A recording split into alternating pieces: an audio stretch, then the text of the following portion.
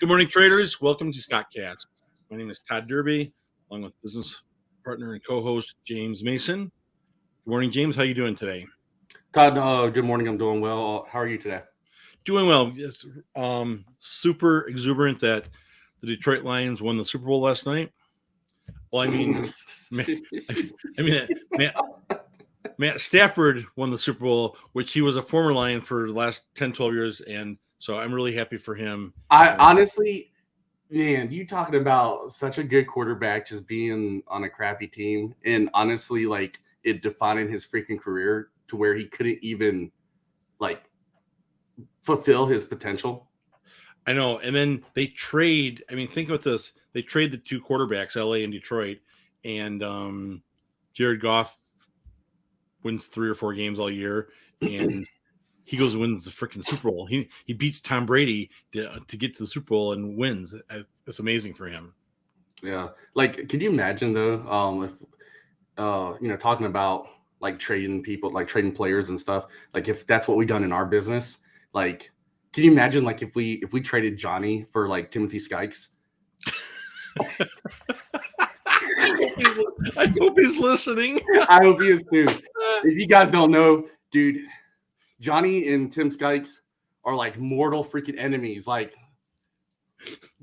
for real, like mortal enemies. Like legitimately know each other so much that Johnny had him so mad that he made an entire damn video about Johnny.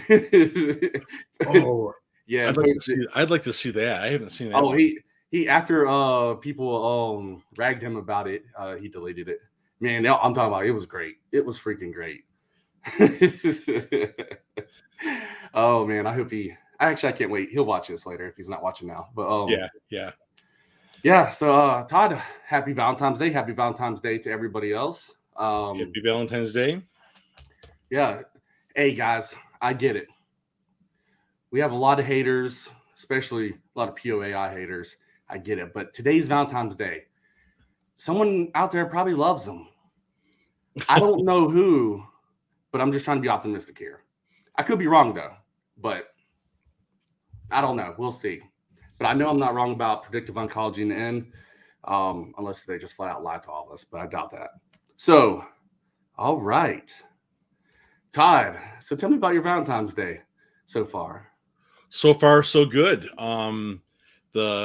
My situation is that I always get flowers for my wife and my daughter, and do that. But my daughter was with her boyfriend and with his family to a Super Bowl party.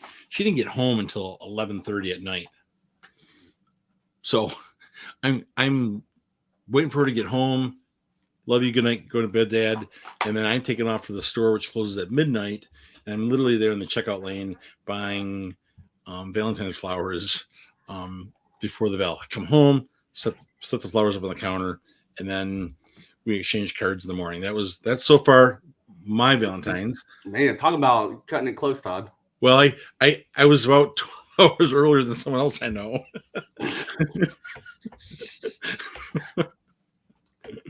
Yeah, I just got done shopping for Valentine's Day. All right, let's go ahead and get into it, guys. So we hope everybody is having a good Valentine's Day. If not yet, hopefully later. But yeah, so let's see what the market is showing us today. Which pre-market, we still don't have crap for news. I did see that Eli Lilly got approved, FDA approval for some COVID vaccine, which we'll just take a quick look at it. There's no play on it at all. The ticker LLY. This is Eli Lilly. And you can see right here, I mean, nothing at all. I think the market is just so sick and tired of the whole COVID stuff, and especially with all of the FDA COVID related, whatever they're throwing out there in the market. It's just all priced in. And really, it's not even a catalyst. It hasn't been a catalyst for a long time. So I just thought that was just kind of slightly interesting. Really, it's like the only thing worth talking about that I saw pre-market. But looking at the broader picture here, the SPY, I mean, we can see this massive dump that the SPY did on Friday. I thought it was going to bounce. I really thought it was going to bounce just because how quickly it had sold off the days prior, even though I was so bearish on it, and I'm still bearish on it. But I thought for sure it was going to actually bounce actually right in here a couple times. I mean, it started showing itself pretty strongly, and then it could still bounce today. It's only down 46 cents, which is nothing in the pre-market. So we could see a little bounce this morning at the market open. I do think we're going to have a green day for the spot, though. I really do. One of the reasons, well, two of the reasons actually, is because how much it had sold off over the days prior, but especially that sell-off on Friday. That was, man, I would have loved to have puts in that. So massive sell-off on Friday. Today, with them also talking about,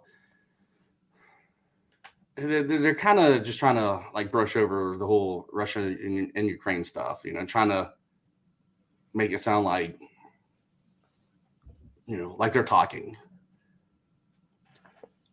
If I was President Putin of Russia, I'll be honest, I would invade Ukraine, strategically speaking. Right, but he is talking. They've met. They physically have met, so there is some talking. He can't meet with them and walk out of the meeting and say, "Attack." Well, just because they're talking, it doesn't really mean anything. It's like, Todd, it's like meeting a girl for the first time, and you're just talking to her. It doesn't mean you're serious about her. You're just kind of entertaining it, seeing what you could get. Just absolutely.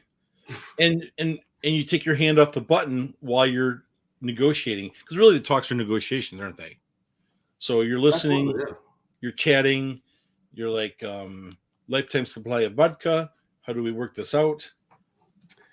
Yeah. So strategically speaking, I think they'll still go for it. I mean, and this is just my opinion. Obviously, I know this channel is not about war or anything like this, but this does influence the stock market. So this is why we're obviously speaking about the matter. But hold on a second, read this comment. Okay. So, in my opinion, I do think Russia will try to make this push for this. Really, the ball's in their court, and I can't think of another reason not to. But we'll probably kick this can down the road probably until the end of the Winter Olympics. Because really, you know what, Todd, now thinking about it, it kind of would have been a crappy way to launch a war, like especially if you like launched on Valentine's Day or like launch it during the Olympics, when all the nations are supposed to get along. You wait until everybody claps hands, cheers each other on, fake cheers, of course, and then you attack them. That's what you do. No comment. I'm trying to think of it like the Olympics has always been used as a political pawn in the past. So I think you're right. I think safe to say that they're going to hold off until at least the Olympics are done. Yeah. But they could have really threw everybody in a loop if they would have still launched it during the Olympics. They would have. Yeah. Yeah, they would have. All right, let's go. Thank you for the tip. Yep, Jordan and Aaron Sparks also. Hold on. I do got to address Aaron Sparks, thank you for the tip. I do got to address Brian Latchford's comment really quickly, because this is kind of jumping off track here, but Brian says Russia got caught doping again. All right. Listen, guys. If you ain't trying to win, you ain't playing. There's nothing wrong with injecting steroids. Just saying. Why would you ever, and this is kind of going to go into the whole Super Bowl and all that, but why would you ever want to go watch a bunch of athletes who are on the same playing field as me, you, your uncle, your dad? I don't want to watch amateurs. I don't want to watch what I can watch at the local park. I want to see monsters out there destroying each other, ripping limbs off. And you can only do that with anabolic steroids. You want to talk about how did you watch Super Bowl last night? No, I didn't watch Super Bowl. All right, I know it's, but they had Dwayne Johnson, The Rock, on. This guy's 50 years old. How he keeps his size and his fitness, he's got something going on. He's not just eating his vegetables. He's just not eating exactly. Yeah. So, all right. Yeah. As for the market today, man, even on the SPY, the pre-market volume is pretty light. I'm thinking everybody, or at least right now, just looking at the market, everybody's just kind of sitting on their hands on the sidelines, just waiting and waiting for an opportunity. I think everybody is so hardcore bearish leaning, but at the same time, they don't want to get smoked with the Fed coming in and trying to buy up the market, do something silly.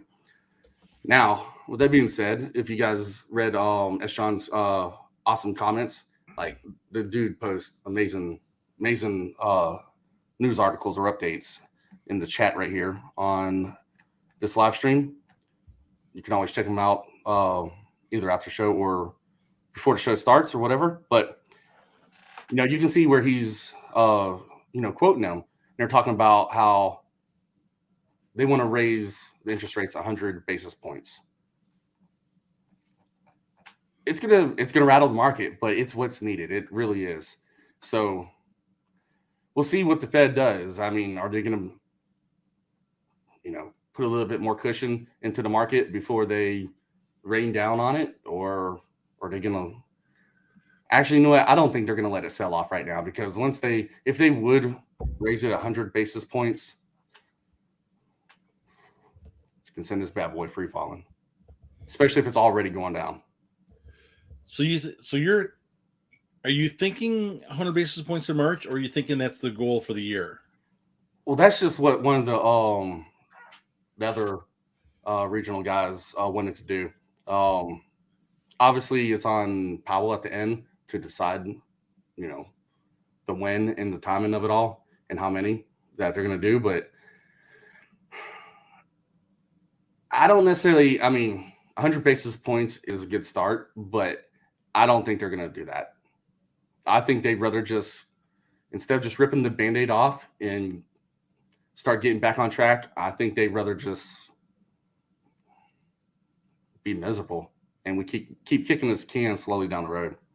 Yeah, I think that's what's going to happen also.